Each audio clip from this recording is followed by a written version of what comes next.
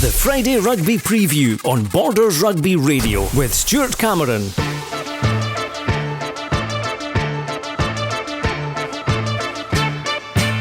Hello and welcome to the Friday Rugby Preview programme. I'm Stuart Cameron, with me is Dale Clancy, and together we'll be looking at tomorrow's fixtures involving Borders sides and also getting reaction to the news that Bruce Ruthven, head coach of the Southern Knights, has gone from the club and the search for a new head coach at the Green Yards is now on. But let's begin tonight by looking at the Premiership, and our featured game this week is going to be at the Riverside Park for Jed Forest against Mar, a fixture that has always been of great interest when the two clubs were battling it out in National 1, and now they're both in the top tier of Scottish rugby. And now, of course, Mar are the champions as well, although they've not had the best of starts to the season. Hawick and Selkirk have both beaten them, but for Selkirk to beat them at Fullerton Park is a big result. That's what happened last week. They got all 5 points and left Mar with nothing. Big result, Dale. Yeah, huge result. We said the week before how, you know, and Scott White said it himself, how there's 3 weeks were really going to be imperative in terms of where Selkirk were going to be looking towards, trying to, you know, focus their attentions on this season, and that is a massive win up at Fullerton Park against Mar. We did say all teams are vulnerable to an extent this season.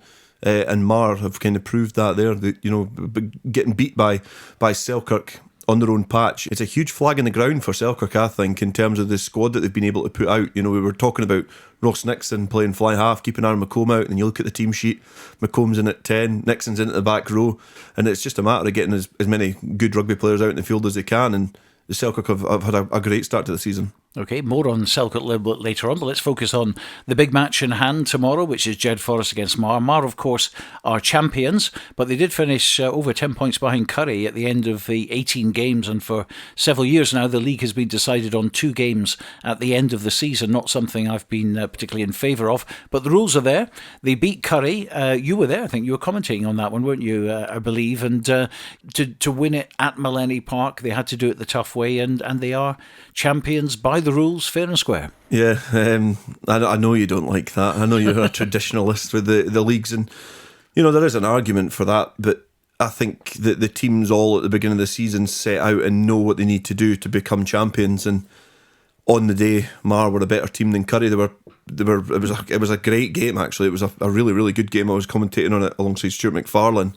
And it was a really good game in terms of rugby. It was open, it was physical. It was probably, you know, the peak that you would expect to see in the Premiership, the two best teams colliding, and it just shows that if you get in the top 4, it doesn't really matter if you're the best team at the top of the league. For, you know, Curry went on unbeaten from the defeat to Hawick on the opening weekend all the way through to that final game getting beat by Mar.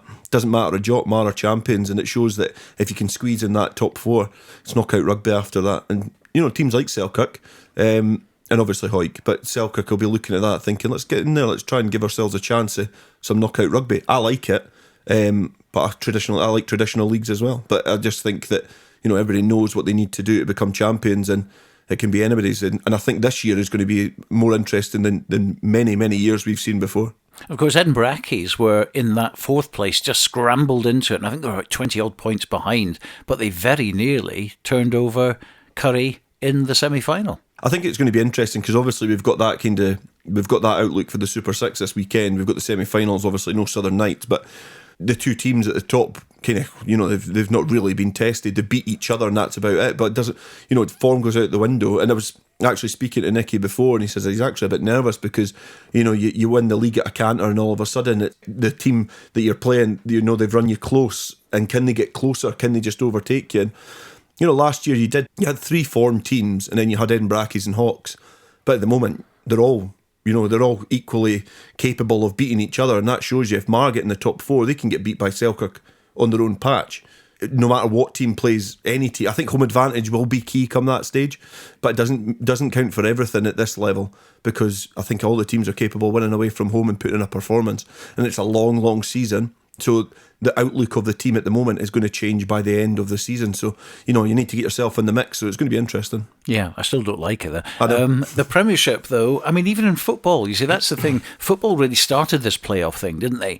But the Premiership doesn't have playoffs, does it? No, You see, I can see the argument for National 1, National 2, National 3 or whatever, because you've got to keep the interest going, particularly as 12-team clubs. Mid-season, you could almost say, well, your season's over, but at least it gives clubs the chance to get up there, and it makes for an exciting end to the season for promotion. But for top of the table in the top league in the country, I see no need for it. Yeah, I do. They've almost just flipped it on its head and made it. It's a bit like Super League, isn't it? Like Rugby League in terms of you do get a champion at the end of the year, but then you've got the Super League champions who win the overall grand final. So I think the Scottish Rugby's changed so much in terms of the structure of it over the last 15, 20 years in terms of the leagues. I think another little change to it would kind of probably really disengage people. I think it's difficult to keep a captive audience as it is. I quite like the playoffs. I think it does give you something but I'm saying that as a commentator, and somebody who likes to go and analyse the games and speak about them, because when you get to a playoff, it's exciting. If you're a fan, let's say for example you're a fan of Musselburgh last season, you didn't have a lot to play for, so I know why you'd be a bit disengaged about it, but as a general neutral, a general pundit, it is pretty good. But I see the argument on both sides. I do like it. I think there needs to be a lot more work below that. I think there does need to be work done in Nat 1, Nat 2, Nat 3, because there does need to be something which does engage teams throughout the season, because especially this season's different because we're changing again to the 10 teams, but before, and that will help. Definitely. I think so. Lessening games and making it a little bit more condensed, I think it's a good thing. And obviously this season there's so much to try and keep an eye on in terms of who's in what position and who's going up, who's going down. But sometimes, I'm saying this from my experience playing for people, sometimes we'd be 8 games in a season and we'd crane our necks to look up and see how far it was to get promoted.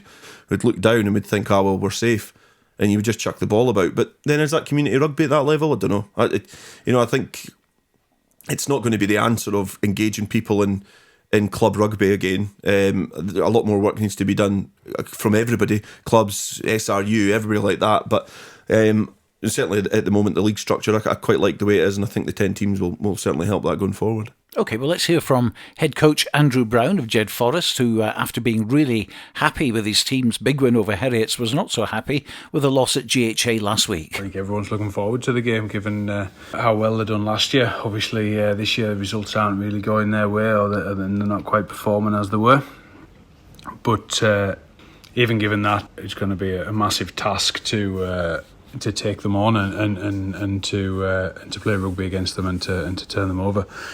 I'm sure they'll be coming with confidence, but we start the game with confidence as well. Last week we were disappointed not to get the result, not to get the win, given that we'd worked so hard in the first half, and then to be in control sort of midway through the second half, to lose the game in the way that we did.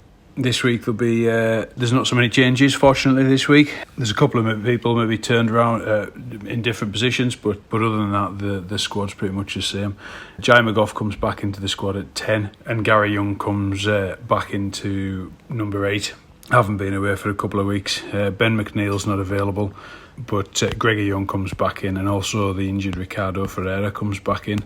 So yeah, like I say, we're looking forward to the game. We know the challenge in hand, but having the benefit and the advantage of playing at home, we'll take the game to them and we'll look forward to it. Andrew Brown from Jed Forest. Bit of a roller coaster season for them and a roller coaster for him. Yeah, it's been a start for Jed, which has obviously got a lot of positives and some negatives in there. And obviously at the start, I think I was probably the same with Selkirk. I was maybe writing them off a little bit too early, but we knew they were capable of scoring points. We also knew they were capable of conceding points, and I think they're going off on that ethos. It's kind of gung-ho. Let's play attacking rugby, and it's a Jed brand of rugby which I enjoy watching, but it's let's play attacking rugby and let's try and outscore the opposition, by any means necessary. And we knew before last week, we said about GHA how they put a lot of points on Curry, and we said about that game, we knew that between them and Jed there was going to be a lot of points. It was just one of those difficult ones to call. GHA had home advantage, and I think probably made that count. But I think they should be looking quite a positive outlook at the way that Jed have started. I think Andrew Brown's done a good job at creating a team that's competing, because at the tail end of last season I think it was looking quite ominous for that group of players in the Premiership, that it might have been their last season, and I think they've certainly galvanised, and they've played really, really well, which is great, because if we're looking at it from a border slant, which we obviously do, Hoyk were safe, you did worry for Selkirk and Jed. In their own measures, both teams have had a positive impact, like a positive reaction from last season. So it is good to see. Jed will fancy their chances against Mar, because Mar like to chuck the ball about as well. They're not as physical as they were last season or the seasons that have gone by. They've not got the big bulky ball carriers anymore. They've got some, but they don't have them all. So the Bickerstaffs are going to be dangerous. Sturgeon's going to be dangerous. Colin, not Nicola. And so it's going to be a difficult game. But on their own patch, you would fancy Jed to outscore anybody at Riverside Park. At Riverside Park, they tend to keep things pretty tight. You think back to the game against Hoyk. They conceded early on. And nothing in the first half. In the second half. In the second half, exactly. They were able to tighten up their defence and make it competitive. And it's just doing that for 80 minutes. And I think that's, probably where Jed are just now. They've built on their attack so much, they do need to then concentrate on the defence. But, if you're outscoring teams at home, I think we've always said it about your home form in the Premiership, or any league for that, is if you're winning your home games, you're halfway there. So, yeah, it's going to be an interesting game between them. Obviously tighten the table as well. Robin Purdy and Graham Dodds, who joins us for the first time this season, will be in the commentary box tomorrow. And you can join us live, of course, from Riverside Park at 2 o'clock, full commentary on the game at 3, as well as updates and reports from around the grounds. Well, also in the Premiership, Hoyk are at home to the team who last won at Mansfield Park just over 3 years ago, almost to the day, Glasgow Hawks, and the Greens head coach will be fully aware of that. Matty Douglas. Yeah, look, we've had a good week's training. There's been a bit of buzz around the club, and the sessions Tuesday, Thursday have went well, looking towards Hawks on Saturday. But, last weekend was a massive result for us. A confidence booster more than anything else. I think it shows that we can go to these tough places and win. It's about keeping the momentum going and backing up the performance and showing that we're able to back up performances week to week. And we're in a tough run of fixtures, there's no denying it. We've had Mar, we've had Curry, we've now got Hawks, and then into a border derby next week against Selkirk. So the games come thick and fast, and we need to be picking points up at this stage of the season. You don't want to be getting into December and January and chasing your tail. So yeah, look, we focus on ourselves, and we look at a game week to week. And Hawks are a good side. They're big, they're physical, and they're well coached by Andy. So they'll be disappointed with the 2 results the last couple of weeks at home against Curry and Accies. So they'll be coming to Mansfield to put us under serious pressure and try and get a big result. So for us, we need to match that and make sure our set piece is firing. I think last Saturday the set piece gave us a platform to play off, and credit to the players and credit to Lewis. I think Lewis has worked hard and implementing his own thoughts and his own ideas into that forward pack, and we feel if we stick to our structures and game plan and bring the same defensive effort we have the last couple of weeks, then we can put Hawks under serious pressure. It's just if we take our chances and are able to back up our performance for last week. Just quickly, team news, Ross Graham replaces Matty Carrier in the pack. Matty drops to the bench. The back line is unchanged.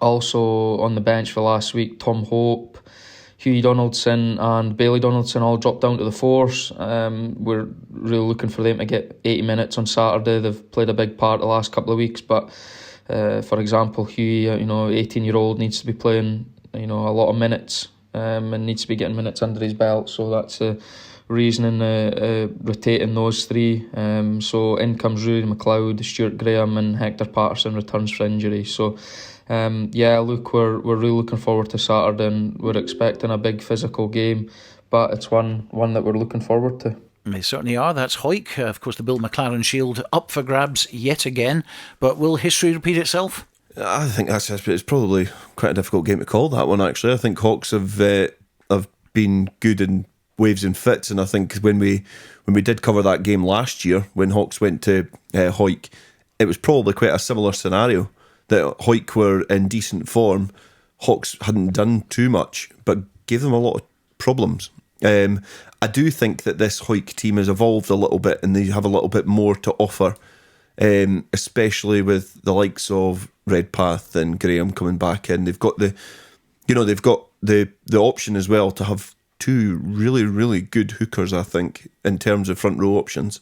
So, they're bringing Ross Graham in this week. They're dropping Matty Carrier to the bench, a club captain. Now, that is a great sign of depth. And I think that Hawick have a little bit more about them. I'm going to say that Hawick are going to start as favourites for that. I don't think it's a foregone conclusion that you can take your eyes off this game in terms of what the score is going to be, because it's going to be one-sided. I think it will be a test, because Hawks do cause Hawick trouble, especially when we went up to Glasgow and we covered the return fixture. That was so one-sided. Like, Hawick were completely bullied for 80 minutes. I think that's what they've perhaps changed, though. They've went to Millennium and they've beat Curry by 20 odd clear points. So that is the new breed Hawick have. They've got that balance now between, competing against big city teams likes of Curry and Hawks and even Mar. I know they're not a city team, but likes of Mar, they've got that, but they've still got that Borders flair in behind the scrum. So I think in terms of a team, they've got a really good balance and a good shape. And as he mentioned as well, Lewis Bertram's come in this year and he's doing a good job. Yeah, I think it's great to see, actually, because I don't think a lot of coaches get the opportunity. I think that's what the Borders is great for, but a lot of coaches who earn their stripes in the lower leagues don't often get that opportunity, because for various reasons. Sometimes they stay at the club, sometimes they get a bit disillusioned and just walk away. He's got a young family. Both him and his wife are got really onerous jobs in terms of what their commitments are, along with their family. So it's great to see him get a crack in the Premiership and doing a really, really good job. And I think, again, that thing that I've came back to in terms of the shape of the Hawick team, a lot of that up front does come from him, obviously, as forwards coach. But I was speaking to Bruce Miller before about him, and as a player, he was a good player who was quite unassuming, but was very intelligent in terms of how he looked at rugby. Not all props are stupid, but so it's it's great to see him actually doing a great job there and getting a crack at the Premiership. And I think that's exactly what the Borders is great at, is giving opportunities to some of the unsung heroes. Well, as Matty said, it was a great morale booster for the club to put 40 odd points at Millennia Park against a team they hadn't beaten, I think, for 12 years down there. So well done to them. I'll just have a quick look at the table at the moment. Emberakis have been kind of coming under the radar. They've only lost once, which was, of course, to Hawick by just 1 point. It was a late one as well. Otherwise, they'd be the team that's unbeaten. But Emberakis on top at 30 points. Hawick, the only unbeaten side in the Premiership, on 29, Curry 27, Selkirk 25, Glasgow Hawks 22. So, added incentive for them at Mansfield Park. Mar 15 points, Jed Forest 13, JHA 12, then Heriots Blues 7 and Musselburgh 4. So that's the way the table is at the moment. That game kicks off at 3 o'clock. Alan Lorimer will be our reporter there, and the other game involving a Borders team is a tasty looking tie between Selkirk and Curry. That's the only Curry pun we shall do this programme. Selkirk head coach is Scott White. So last week, obviously, brilliant result up at Fullerton Park, picking up a bonus point. Boys were outstanding in terms of, didn't play pretty rugby, but to get a bonus point up there at last year's champions was obviously class, obviously. So we sat down on Tuesday night and have put that to players. If we can't gain confidence from beating last year's champions away from home, I'm not too sure what we will get confidence from. So going into this week, obviously, games keep coming thick and fast. We knew it was going to be a really, really tough week. 3 weeks, Curry now.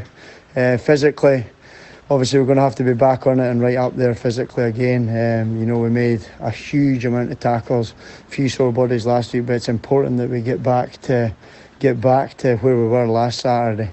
Team this week, we've got the availability of Matt Reid, Josh Welsh, Henry Clarkson, all available for selection. So back three is obviously going to be a pretty hot topic this week. As for the rest of the team, it's going to stay pretty similar in the squad. We've got to back the squad that's got us to where we are. And show a bit of loyalty with the guys who keep turning up every Saturday and performing.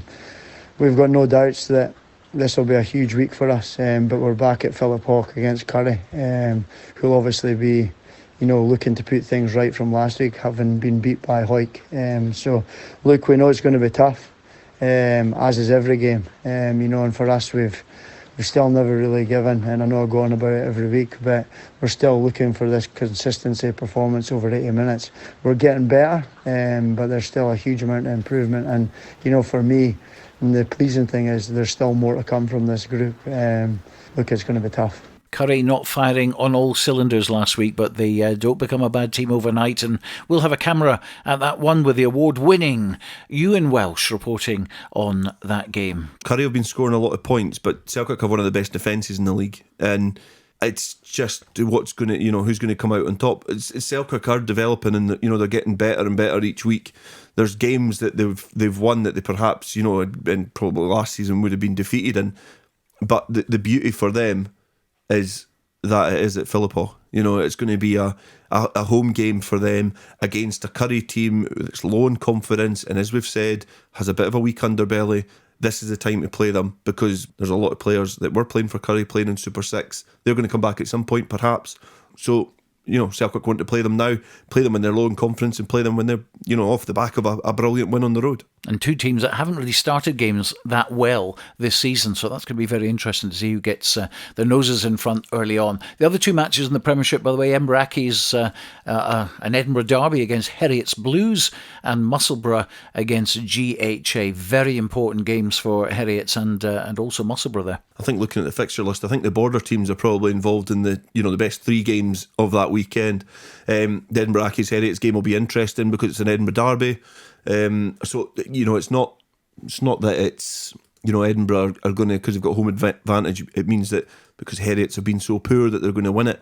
Edinburgh derbies are pretty much the same as border derbies. Sometimes form does go out the window. We've seen that last year, with a lot of the Edinburgh fixtures that we've seen, especially the likes of when, I think it was Watsonians were really, really poor. They played an Edinburgh team, can't remember which one, but all of a sudden it was really tight again, and you think that sometimes these teams just galvanise themselves and, they're able to up their game because of the history involved in those fixtures. So that's going to be an interesting game. But yeah, I think the three border teams are involved in the tastiest battles in that division. Well, let's move on to National 1, and what a match last week with Kelso getting that monkey off their back at last. 16 years of trying, and finally a win at Netherdale. Kelso are at home to Stirling County, who are in the bottom half of the table at the moment. A decent side though. They beat Melrose early in the season, so not to be taken lightly. Here's Director of Rugby at Kelso, Neil Hinnigan. Stirling County have been actually pretty good on the road. I know they're sitting in 6th position in the league, but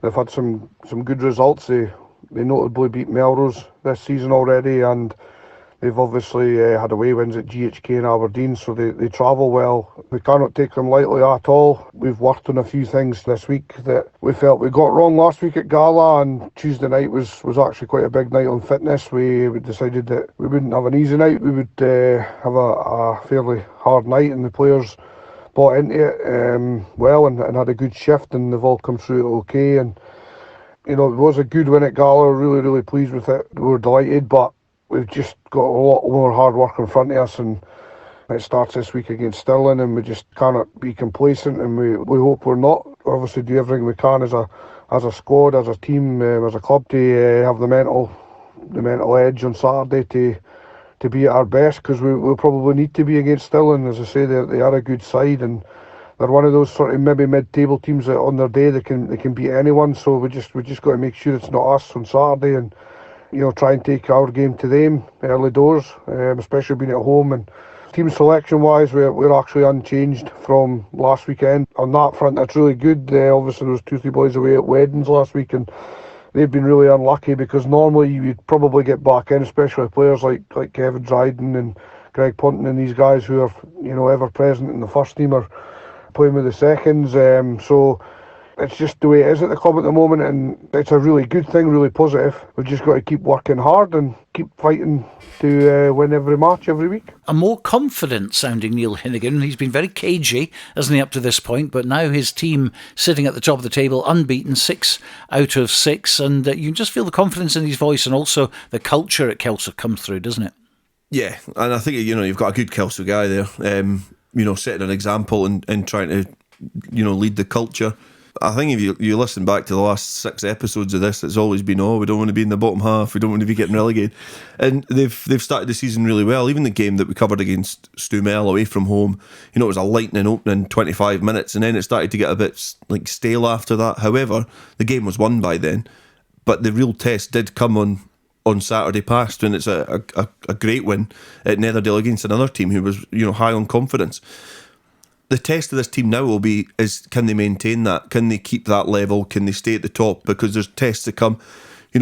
Likes of Ayr, Melrose, Highland, just underneath Gala. It's 6 games in, they'll be happy with the start, but still a long, long campaign ahead. We'll have a look at the table very shortly, but Gala played some pretty good rugby on Saturday, as you mentioned. They'll certainly be targeting Poynter Park next year for the return match, but they'll have a very tricky fixture before that, and that's away to Highland tomorrow, who are always strong at home. And we caught up with head coach of Gala, and that's Stuart Johnson. Trip to Highland this weekend, which will be a tough test for us, especially after last weekend's result against Kelso, where we narrowly got beat. Highland's always a tough place to go. They're very good at home, and the pitch and the weather will have a lot to play in that.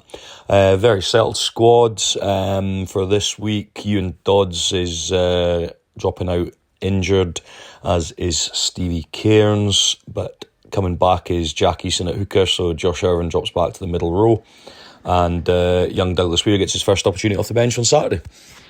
And there it is. That's Stuart Johnson, short and sweet. There is going to be a tough one, isn't it, for them at Highland? Yeah, they certainly pack a punch at Highland at home. It's going to be. I think the reaction's probably going to be the biggest thing to take from this weekend is how are Gala going to react after getting their first defeat of the season. Could start to crumble a little bit, because we've seen a team over the last 15 months really grow and develop and almost get there, and then fall short, and they were starting to build again, and then they hit a little speed bump.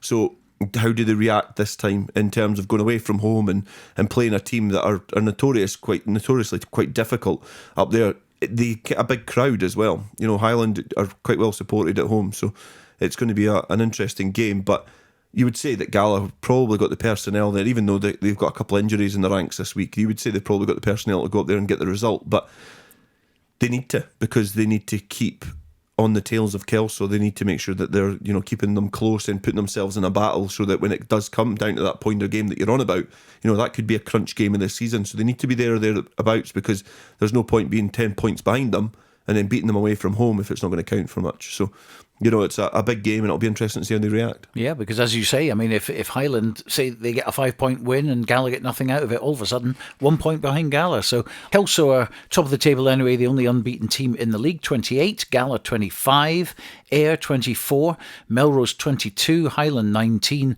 Stirling County is 13, Biggar 13, Dundee 12, Watsonians 10, GHK 8, Stumel 6, and Aberdeen Graham having not a great deal of luck, just a couple of losing bonus points. Also in National 1, of course, Melrose off to Biggar to try and make a clean sweep of Borders wins at Harchie Mill, which I doubt has happened before, to be honest. Melrose head coach is Bert Grigg. We travel up to Biggar this weekend to hopefully continue our winning form. The last 3 games really starting to click attacking wise. Still a couple of things defensively at times that we just need to sharpen up on, and the big one for us is just that discipline side of things, just the penalty count being the wrong side every time in the opposition's favour. Real focus for us this week. Obviously a tough place to go up at Biggar, but yeah, we've prepped well this week and looking forward to the challenge. A few boys to welcome back. So club captain David Colvin has finished his stint with Super 6 in the Knights. So he returns to take his place in the 15 jersey in the back line. His brother Bruce is also returning from an injury to add a fair bit of experience to the squad, along with James O'Neill, the Canadian flanker who's served his suspension from the Ayr game, to add a little bit extra firepower into that forward pack. Unfortunately, Callum Cruikshanks is unavailable for us this week. He's been a colossal for us so far, but looking forward how young Elliot Compton, still only 19 years old, steps up into that starting position. He's been really good off the bench for us, but looking forward to seeing him getting challenged by a pretty experienced bigger pack. But yeah, sure, he's more than capable of meeting that challenge and putting them under a fair bit of pressure at times. So looking forward to the game this Saturday, and hopefully we can keep climbing that table, or putting pressure on the guys at the top of National 1 and be there come the end of the season.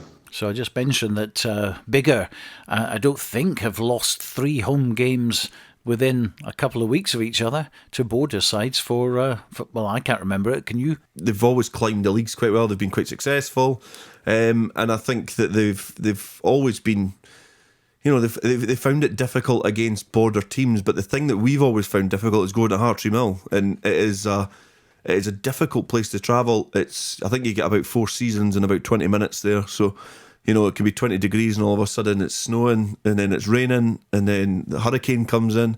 So it's a difficult place to play. But I think certainly this season, you know, they seem to have, you know, the teams are not as scared as bigger as they were last year. Last year they were a really, really good team. And they seem to have lost a little bit of that spark somehow. Without losing too many players, they seem to have certainly lost a bit of bite, which, you know, you think you look at it in the second half of the campaign, they're on 13 points at the moment, you know, just snuggled in beside Stirling County. So they're in 7th. You know, they've got to then go and visit these teams in the second half of the season. So you can almost write them off already.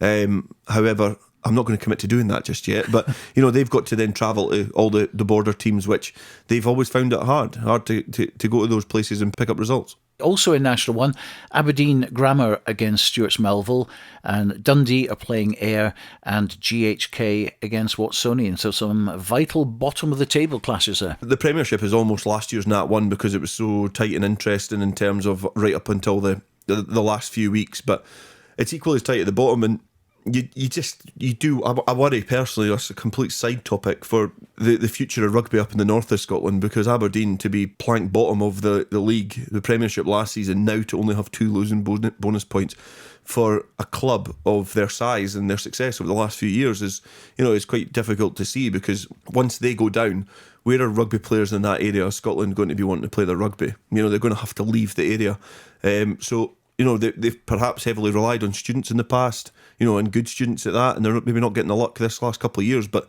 you know, they're certainly falling like a stone, and I don't think it'll be too long before we see them in that too. Well, Sam Matthews will be at Hartree Mill for Biggar against Melrose. And talking of National 2, Berwick are at home to Kirkcaldy, who lost their unbeaten record last week, and they won't relish a trip to Scremerston, where Berwick, of course, will not want to lose twice at home after losing their long-standing home record to Peebles the other week. Their head coach is Colin Young. After a good win up at Catholic Queen's Park at the weekend, we look to get our home form back on track.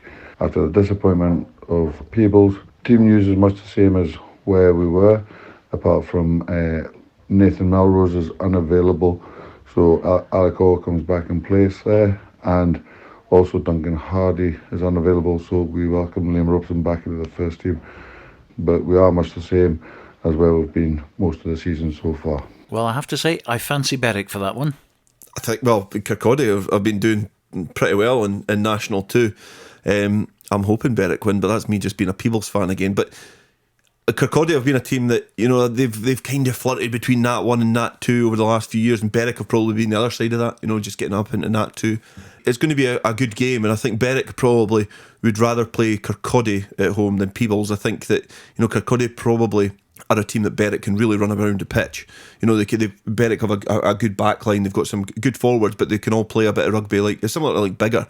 You know, and they'll be able to try and move this big Kirkcaldy pack, because they do have a big pack, and they'll try and out-muscle them up front and then just pick them off in the backs if they can, if the defence gets a little bit narrow. But I think Berwick, they've got the ball in hand, they've got ball players that will be able to really test this Kirkcaldy defence. Well, our Berwick reporter Mickey Yanotta will be there, and he'll be bringing us up to date at Scremerston for Berwick against Kirkcaldy. Well, Peebles are now top of the table after a stunning win against Glasgow Accies, and a man who's always got something to say is Peebles head coach Ian Chisholm. Yeah, delighted with where we are at the moment. Our win over Glasgow Accies, it was a real contrast sort of performance in the Berwick game. Against Berwick, we didn't have a lot of ball, and our line-out didn't really work, and we were really inefficient in Berwick's 22. And you can flip that on its head for the Glasgow Accies game. You know, our line-out worked really well.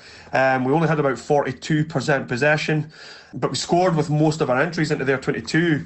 But again, our penalty count is really high. You know, we conceded 15 penalties throughout the game, and the errors we made skills-wise was way down, and that probably balanced things out a wee bit.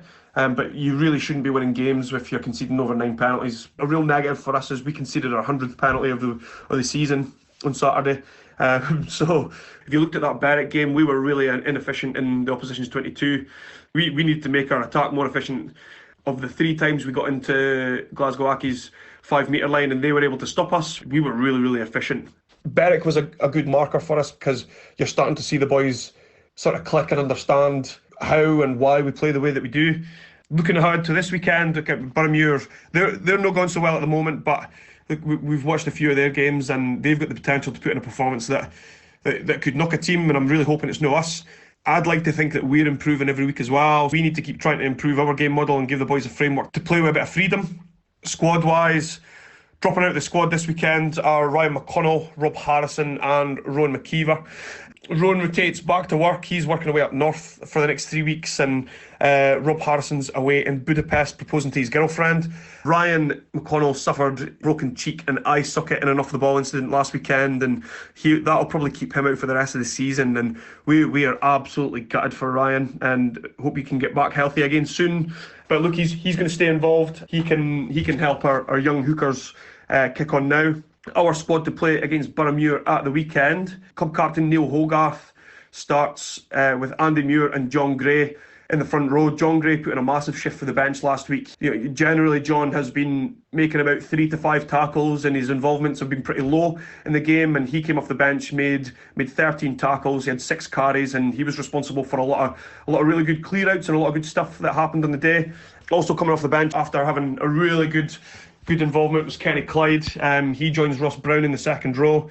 Finlay Collins comes back into the squad after having a wee bit of bother with his ear. Ewan Jackson, absolute warrior, keeps his place at open side with youngster Finlay Sinclair. He's just getting better and better every week, and I really love what Finlay brings to the squad, both on and off the pitch. And Dave Collins, he made a lot of our stuff tick this weekend, and I'm going to challenge him to speed up the way, to push the tempo and the way that he plays. Our ruck speed was down last weekend, and he's got the old Borderers trait of checking first before he passes the ball at the breakdown. And we just think that he could speed our game up a lot. And if you look at the ball that we did have against Glasgow Accies and we played a wee bit faster, it could have been even more trouble for them. Donald Anderson swaps from fullback to 10.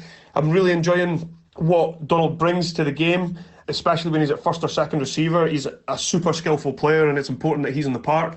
So he swaps in for me at standoff. And James Dow and Frey McKeever keep their places in the starting squad, and Scott Stullart comes into the squad after playing for Melrose 2s over at Biggar at the weekend. So it was important that Scotty had a game before coming back into the squad. He's been injured for quite a wee while, struggling with his hamstring, and delighted that Callum Anderson and Bert Grigg could give him a game over there. Really looking forward to this week and seeing what Scotty can do. Jack Harrison keeps his place in the centre with Murdo Anderson. And on the bench, we've got Willie Aitken, John Napier. Cameron Pye comes back in after being rested last week. I make up the final place covering all the backs. So looking forward to this weekend and seeing what the new players bring to the squad. And I really want to see a change of gear this weekend and see if we can stay in the hunt and be clinical and machine-like in our performance. It's like a soap opera with him, isn't it? So people are proposing now, going to Budapest to propose from his squad. Yeah, welcome to People's Rugby Radio with Ian Chisholm. Again, I've obviously praised Ian Chisholm quite a lot over the last few weeks because I think he's completely changed the mindset of People's Rugby Club. The way that he speaks about, he calls players out, but in such a positive way. Speaking about John Gray as a young prop coming through, explaining that his work rate's been low and he's had a reaction from it. That's such a positive thing. And I think watching the game against Berwick, the one thing I did notice that I thought Davy Collins was pretty slow from the breakdown, because he's been one of the most improved players at Peebles over the last few years. If he does get his tempo up, the Peebles have a lot of good players that he could really get the best out of. So I think getting the quicker ball to the likes of Donald Anderson, who likes to play on the front foot, he likes to play quite close to the line as well. He's a very skillful player, as Ian Chisholm said. He could probably, they'll be able to release the players a little bit better. Well, in East 1, Duns are at home to Portobello, while in the second division, Hoyt Lindeen travel to Kirstofan, looking for a first win in a match that Hugh Brown will be covering for us. Here's Lindeen's head coach, Simon Spalding. This week sees us away to Edinburgh to play Kirstofan, who's always quite a tough side to play. They're flying quite high in the league at the moment, so we're expecting a tough battle up there. Edinburgh teams are always pretty hard to beat on their own park, but the way we're playing now is starting to get a lot better. There's massive improvements for the start of the season, boys are training well and they're getting a lot more numbers at training, which is great to see. And hopefully we can progress on last week's defeat against Langham. Everyone played really well together, and defensively only really scored through our own mistakes. So hopefully this week at training with the good numbers we can fix what mistakes we did have last week and progress into this week's game, and hopefully try and look for an away win if possible. That's Simon Spalding, the head coach of Hawick Lynn. Dean will be following that fixture very, very closely. Hopefully they can get a result against Christopher. Now, we've got 5 Borders teams yet to be defeated at this stage, Dale, which is pretty impressive. Kelso Ladies, whose Sunday game is off, but they have been awarded the full 5 points for that one. Kelso Quins, Hawick, Kelso and Langham. And Langham visit Dalkeith for their match, which, they'll have a good chance to get some points on that one. But great to see, 5 Borders teams, and there's not that many others in the rest of the country undefeated. No matter what level of rugby you play at, we talk about Super 6, so right down to the East Leagues, and it's the same game for the same players. They're all at just a level that they want to play at, be that with friends or be that against their enemies and somebody that they want to try and beat to a contract. It's still competitive no matter what level it is, and an undefeated streak, no matter what level of rugby it's at, is impressive at this stage of the season, because you've had home and away fixtures, you've probably played some of your competitors, or you're building up towards it. So for all those teams that are undefeated, it's great to see in the Borders. In East 3, Earlston are at home to Liberton, and they'll be hoping for an improved performance after their 80-0 defeat against table toppers Edinburgh Northern last week. Here's Earlston skipper Aaron Patterson. There's not really much to say about that other than the fact that we just didn't turn up. We ended up with 13 players on the pitch because of injuries. Things just weren't gelling together. They just weren't going our way. We couldn't get a foothold in the game, and the result just got away for us. We're hoping to right the wrongs of last week, this week against Liberton. Going out there with a good full squad pretty much, so fingers crossed injuries won't affect us too badly and we'll be able to start playing some rugby again. Not letting last week's result go to the heads too much, keeping it positive, keeping moving forward, going into this week with a bit of buzz and a bit of opportunity about the lads. Hoping to win, as we do every week, but this week certainly we've got a much better opportunity of showing what we can do, and that's hopefully what will happen. We played Liberton last year, we got beat at the end of the season. We beat them in the game at home, so it probably will be a fairly even battle, and fingers crossed I'll have a positive review for after the game to update you with. But we'll see what happens, and we'll go out there and give it our best, that's for sure. Always positive, and good to hear from Aaron Patterson, the Earlston skipper. Also in East 3, Galloway M's game against Edinburgh University is off due to the university team not being able to get a squad together. But in the other East League match, unbeaten Hawick Quins, they're at home to table toppers Edinburgh Northern, so their biggest test of the season so far. And let's hear from the Quins, Adam Hall. Yeah, we're looking forward to the game this weekend against Edinburgh Northern. It'll be the first time in around 10 years since we've played them, and 4 or 5 of the squad probably played in that game, to be honest. We've got a strong squad, about 22 available this week, which is great, and we're really looking forward to the test against a team who's won all their games so far this season. They seem to be the benchmark in the league, so after this weekend I'm sure we'll see where we stand. Adam Hall. Well, that's a comprehensive look at our Borders teams in action, but let's quickly reflect on the departure of Southern Knights head coach Bruce Ruthven, who left the post this week by mutual agreement, that famous little phrase. Bruce messaged me to say that he wishes the club well, but found it difficult to cope with the constraints surrounding the job and also the uncertainty of the future of Super 6, and that was pretty clear, I think, from a couple of weeks ago when we interviewed him. And after the news broke, it wasn't really a big surprise, but we did have a chat with Southern Knights and Melrose Rugby's Director of Rugby, Rob Moffat. Just one of these things. It's we just talked to Bruce and just came to that agreement that it was just time for a change, time for Bruce to move on, and time for us to do something different. Yeah, because Bruce was very frustrated, I think, when I spoke to him last week about a number of things, including obviously the uncertain future of Super 6. Where is it going to go as a competition? We're not at the moment thinking like that. What we're thinking is ahead to next year. We're thinking, right, Super 6 next year, how can we go better? So that's what we're looking at just now. What we can control is getting the best squad and the best support group round about the players to help us move on. But we're very appreciative of what Bruce has done. He worked very hard. Like everybody knows, sport in general is not easy at a higher level. There's a lot of moving parts when you look at Super 6, and it's not easy.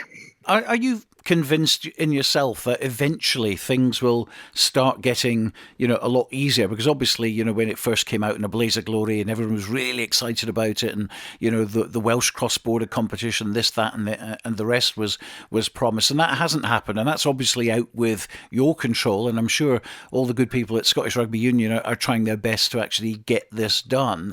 So long term, do you think they will eventually get there? Certainly hope so, Stuart. The glass is definitely half full with me. What we are is about giving youngsters especially the chance to play a higher level. And that's what Super 6 does at the moment. That's what Bruce has done over the last 9 months. People look at the record. There's a lot of young players have been given the chance. So what's going to be happening with, the people like Alan Tate and obviously Ross Ford and Lewis Carmichael? Are they still involved in the club? Yeah, well, obviously this has just happened. It just happened yesterday. And what we'll do now is we'll talk to the rest of the coaches and we'll move on from there. We'll try and put the best coaching group we can together. We'll talk to obviously Alan Tate, Ross Ford, and Lewis Carmichael, who are there just now, and we'll make a decision on what we think's best to move forward. We just want the best coaching group we can, but it's a bit early. We want to talk to these guys as well. It would come as a shock to them. I'm sure it would. We've not spoken to them yet, so that's what we've got to do first before we do anything else. Always sad when something like this doesn't work out, but as he said, sport can be cruel at times. Yeah, especially at that level. It's something that's in its infancy. And obviously it's still trying to bed in terms of the whole wider landscape of rugby in our country. And I've said it before and I'll say it again, it's a very good product. I think it's a good level. I agree with people when they say it does perhaps get a little bit stale because you're playing the same teams, but obviously it's not worked out for Bruce. And I think perhaps the defeat to Stirling Wolves did highlight a lot of problems with both teams, to be fair. A lot of inaccuracies in terms of the level of player, the level of guidance that they had. Because a good coach can get quite a lot out of a bad player. And equally, a bad coach can get a lot less out of good players. So, it's obviously not been a great partnership there. I don't know the ins and outs of it. I think no matter who you speak to, somebody will have an answer, whether it's the right one. The Borders is a small place, so if you've probably heard from somebody with one story, you hear from another. The end of it is that it's not been a successful campaign for the Southern Knights, and between both of them, they've looked to change things. How that is going to be changed in the short term is going to be resolved, and hopefully we'll find out soon. And in the landscape of Super 6, how that's going to work out is also going to have to be ironed out and released soon, because a lot of coaching staff and people involved in Super 6 will be itching for answers in terms of what they're going to be looking at, because if they're looking for a sprint, we've only got 2 months that there's not going to be any rugby, and they're going to start again looking towards that sprint series, so things are going to have to move pretty quick. And of course, social media always a place that people do put their opinions. And it was interesting to see Rory Hutton, of course, the ex-Hoyk player, and probably should have got a better deal at Edinburgh, I think, in his time. But he was saying the simple question he tweeted out: is Super 6 failing? I don't know how you quantify that, because I think the product is good, but I don't think they've then been able to develop it and push it the way that they've wanted to. So, and I think that's the problem, isn't it? It's the developing of it. It's kind of like you're trying to attract youngsters to come in. They see that as the next level, and they say, well, we're only going to be playing, 5 teams. That's it. Where do we go from there? Yes, it's a high level, and no one's kind of disputing that the product is good. And we've seen some tremendous games on Super 6, and some you've been involved with as a commentator. But you can't develop if you're only playing the same 5 teams. It's like, Rob Moffat himself, funnily enough, had a chat with me a couple of years ago about the fact that, the Borders teams playing each other, they need to get out and play Dollar, and they have to go and play Merchiston and, these other places around the country to find out how different teams in different areas play. And you can only learn by doing that. And I think that is the big issue. I totally agree. I think, you look at People's Colts were able to play at Merchiston tournament for some of the best teams over the country, and their coach Drew Moore was speaking about how good an experience it was, and they showed up pretty well. Obviously their under-16s were pretty good, but you do need to test yourself because, you could be the best fish in a very small pond, but as soon as you go out with that, you realise you're just an average rugby player compared to some other people along the country. And until you start testing yourself at that level, then you're not really going to have a true representation of how you are as a rugby player or a club. So I think we do need some cross-border stuff, or we need to expand it. The one thing I did see, which I do completely disagree with, is somebody tweeted about saying, shall we make the Tennent's Premiership semi-pro? If you take all those good players out of Super 6 and put them back into the clubs, who's going to fund that much? But also, we've not got the level of depth of player to spread them across 10 or 12 teams, however you would shape that up. The fact that it is a Super 6 is Super 6 for a reason, to try and condense the quality into teams. I feel, this is my opinion, this is only something I thought when I seen that tweet, but if you start stretching that out, the good players that you're trying to develop as a good scrum half or a good centre or a good second row then become an okay second row because they're starting to do the job of a back row. Or the good scrum half doesn't become a good scrum half because he's got a really poor 10 outside him who's never positioned. So in terms of him giving away quick ball and being there quick, being at the breakdown quick, you need the back row to do their job, and then you need the second rows to do their job, you need the fly half to be there, you need the centres to be in position. So if you don't have that level of player round about them, they're not going to develop. And I think that, making the existing clubs that level of competition just doesn't work because we don't have that depth of talent in our country. So it's been condensed for a reason. It does need to develop, but the product's good, and I think the initial concept's good. It does need a little bit of development though. And it is frustrating for players and coaches as well, because just before he left, I asked him, what's happening now, with the season, and he said, well, we don't know, and that's frustrating. But of course, we don't see what's going on behind the scenes, and I'm sure there's plenty going on behind the scenes. Certainly with the SRU, whose baby this is, Super 6, they are wanting this extra competition, this cross-border competition, but if the other unions aren't buying into it or they're doing other things, then where do you go? If you do look at likes of, Newcastle Falcons, for example, if you were to do a development team as part of the Super 6, are the RFU going to want to go, oh yeah, brilliant, we'll be involved with developing your players? What do they get out of it? They're going to want their fair share. Is this the time to do it when, English rugby does need something else? They've obviously put a lot of money into their clubs, and it's because rugby is not sustainable. If everybody works together to make it a bit more attractive, then perhaps in the future it will be more sustainable. But there is something else needed added to Super 6, definitely. But Super 6 aside, it's club rugby. That's where it all starts. Grassroots rugby, down at minis rugby, going through the clubs. These players being nurtured for years. That is where it starts. It's trying to find the right platform to be able to create that pathway. It's the same as anything. Careers, anything that you've got, we need progression routes, and we need to find out what works well in the Borders. Plenty to talk about, as always, and we shall no doubt refer back to these subjects in weeks to come. I can't wait. But that's it for today. My thanks to Dale Clancy. Don't forget to tune in tomorrow at 2 o'clock for our Borders Rugby special programme from Riverside Park. That's on Borders Rugby Radio with live commentary, Jed Forrest against Mar, score updates throughout the afternoon across Scotland, and I'll be back next Friday for our rugby preview. But for now, from Dale and me, bye for now.